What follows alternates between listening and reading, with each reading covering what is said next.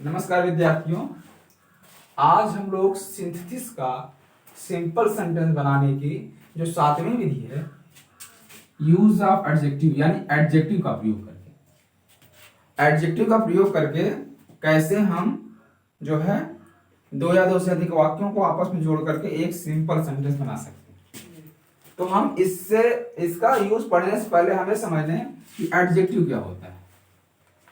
Adjective क्या होता है? एडजेक्टिव को हिंदी में विशेषण कहते हैं। क्या कहते हैं? विशेषण कहते हैं। और विशेषण वह शब्द होता है जो संज्ञा या सर्वनाम की विशेषता बता देता है। ऐसे कह सकते हैं कि संज्ञा या सर्वनाम की विशेषता बताने वाले शब्द को एडजेक्टिव कहते हैं। इंग्लिश में कह सकते हैं an adjective is a word that classify a noun और प्रोनाउन। कि एडजेक्टिव वह शब्द है जो संज्ञा सर्वनाम को क्लासिफाई कर देता है, डिस्क्राइब कर देता है। दूसरे एग्जांपल देखते हैं। लिखा जाए he is a good boy. He is a good boy. तो बॉय तो यहाँ पे कॉमन नाउन हुआ, ही प्रोनाउन हुआ। तो करो अगर कहते he is a boy, he is a boy, वह लड़का है। अब इसका मतलब वह लड़का है और इसका मतलब क्या हुआ? वह एक अच्छा लड़का है। तो लड़के की विशेषता क्या हुई? अच्छा। तो लड़के का विशेषता बताने वाले शब्द क्या है? यहाँ पे गुड है। और लड़का क्या है? यहाँ पे नाउन है। तो नाउन विशेषता बताने वाले शब्द को एडजेक्टिव कहेंगे। तो इसमें एडजेक्टिव का पार्ट कौन सा है? गुड क्या है हमारा? एडजेक्टिव। हाँ, तो लेकिन एक बात ध्यान दीजिएगा, ये एडजेक्टिव है गुड।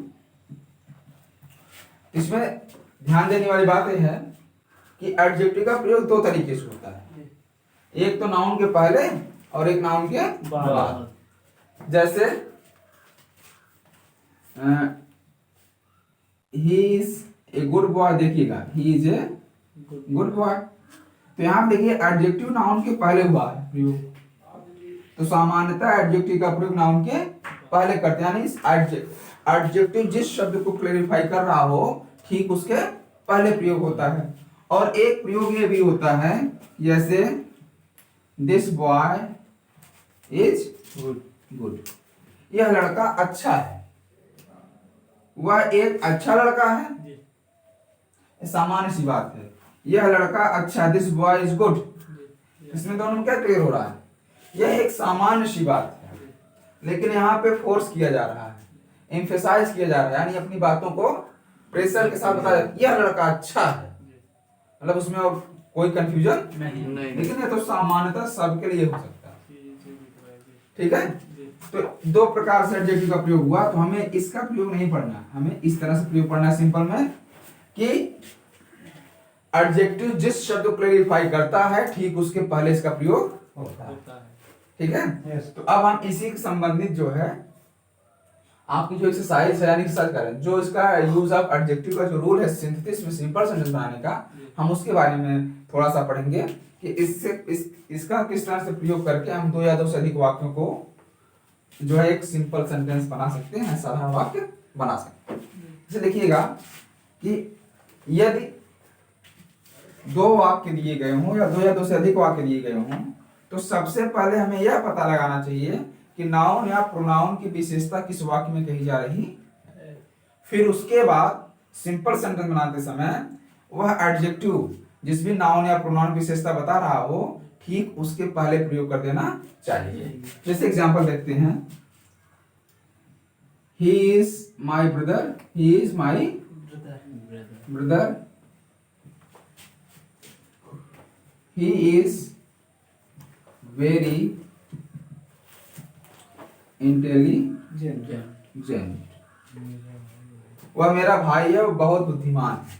ध्यान दीजिएगा, वह मेरा भाई है, वह बहुत बुद्धिमान है। ठीक है? या वह बुद्धिमान है। तो क्या कहते हैं यहाँ पे ही प्रोनाउन हुआ पहला वाक्य, सॉरी पहला वर्ड क्या प्रोनाउन हुआ, दूसरा क्या माई ब्रदर। क्या हुआ? ब्रदर क्या है? Common noun. तो अब ध्यान, बुद्धिमान कौन है? मेरा भाई। ही किसका भाई? उसका भाई। नाउन हमें यह मिला और नाउन विशेषता कहाँ मिली? यहाँ पे।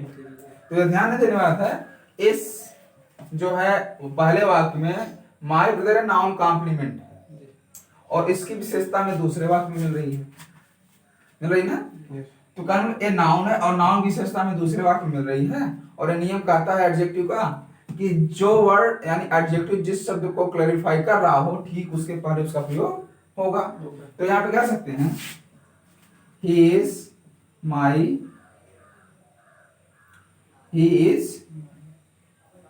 अब ध्यान दीजिएगा इंटेलिजेंट तो एडजेक्टिव हो गया, वेरी एडवर्ब हो गया और यह एडवर्ब किस लिए लगा है? एडजेक्टिव के लिए लगा है।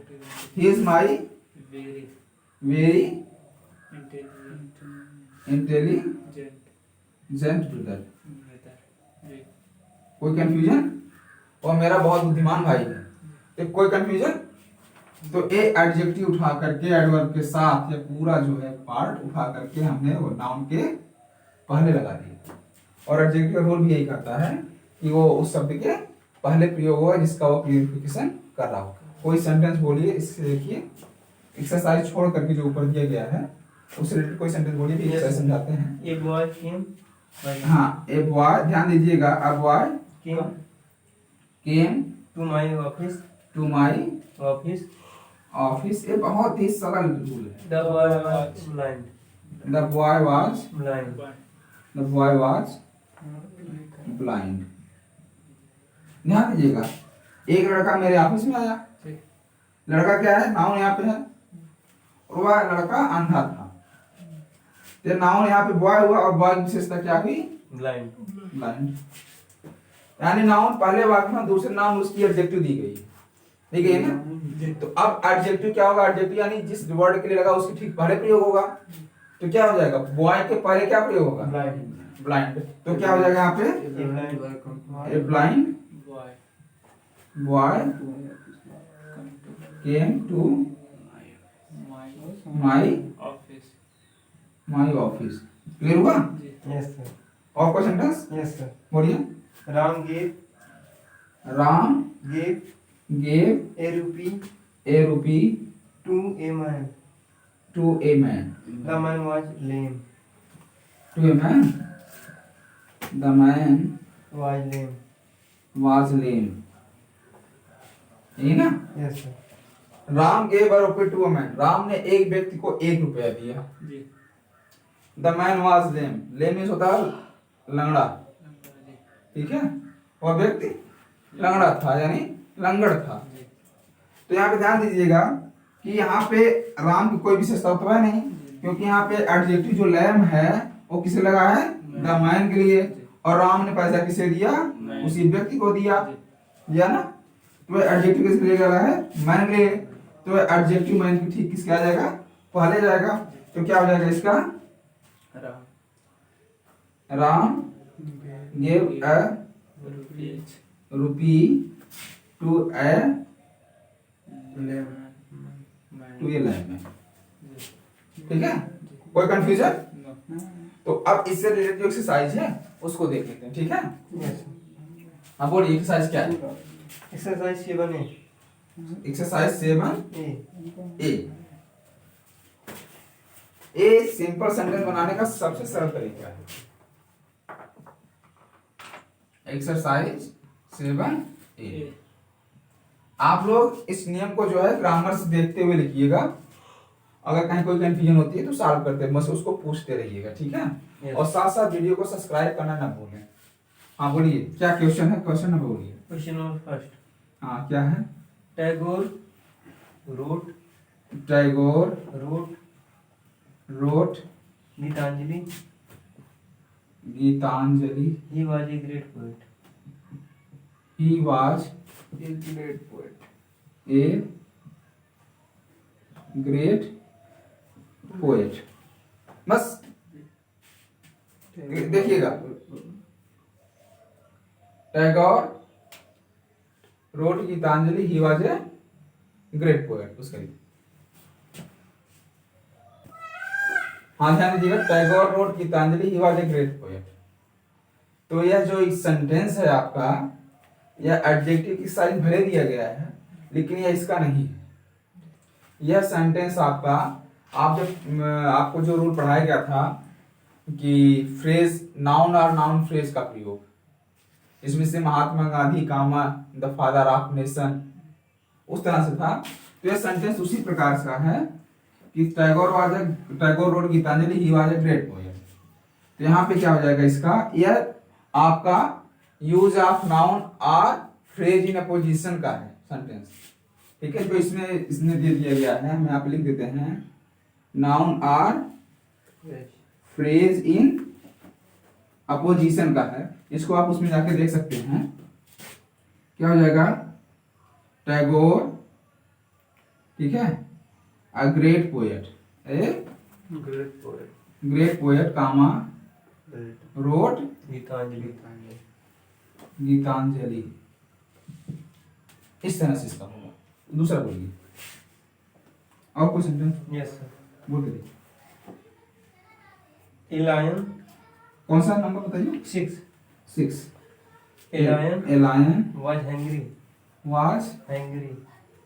hungry. Full stop. हाँ, He killed a horse. he killed A horse. a horse. The horse was black. The horse was Black. black. ध्यान दीजिएगा, a lion was hungry, he killed a horse. The horse was black. तो हम पहले 3 वाक्य जो है इसको हम 2 कर लेते हैं, ठीक है। पहले देखिएगा, ए लायन was hungry. अब इसको देखिए, he killed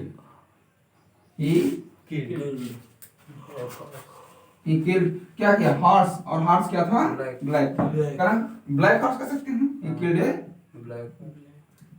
ब्लैक हॉर्स। अब ये 3 वाक्य से 2 हो गए, कोई कंफ्यूजन? No sir. अब ध्यान दीजिएगा, अब इसमें देखिएगा, यहाँ तो हॉर्स की विशेषता थी ब्लैक, इसलिए उसके पहले आ गया। अब शेर की विशेषता क्या थी, हम कह सकते हैं ना, a hungry lion killed a black horse। कोई कंफ्यूजन? अब देखिए, ये इतना 3 सेंटेंस मिलकर के एक शॉर्ट सेंटेंस हो गया, सिंपल हो गया। और कोई सेंटेंस बोलिए, जल्दी करिए थोड़ा। 12. Question number 12. हाँ, 12 क्वेश्चन नंबर बोलिए क्या है। A man was A man was strolling strolling on the road. strolling On the road. on the Road. road. She was old. He was Old. old. He had He had stick a stick in his hand. in his, Hand. ध्यान दीजिएगा, in his hand। देखिए 3 वाक्य हैं इसमें भी। A man was strolling on the road. He was old. He had a stick in his hand। तो क्या करते हैं, एक व्यक्ति रोड पर लड़खड़ाते हुए चल रहा था और बूढ़ा था, उसके हाथ में एक छड़ी थी। क्लियर हुआ? Yes. अब यहाँ पे ध्यान दीजिएगा, पहले ए मैन, और मैन की विशेषता क्या है, ओल्ड। पहले इस दोनों वाक्य को हम एक कर लेते हैं, फिर आगे पहले जब 3 से 2 हो जाएगा तो 2 को आसानी से हम साफ कर सकते हैं 40 मिनट से। देखिए पहले आप an old man, क्लियर हुआ, Yes. was strolling on the road. He had a stick stick in his hand। Clear हुआ? अब एक बात ध्यान दीजिएगा, ये 2 वाक्य हुए, लेकिन इसमें जो है, जो नियम होगा एडजेक्टिव का, एडजेक्टिव का नियम है केवल 2 ही वाक्य से पूरा हो गया। ओके विद्यार्थियों, आप लोग देखिएगा, इसका जो है सेंटेंस आपको अगले वीडियो में दिया जा रहा है आंसर, ठीक है।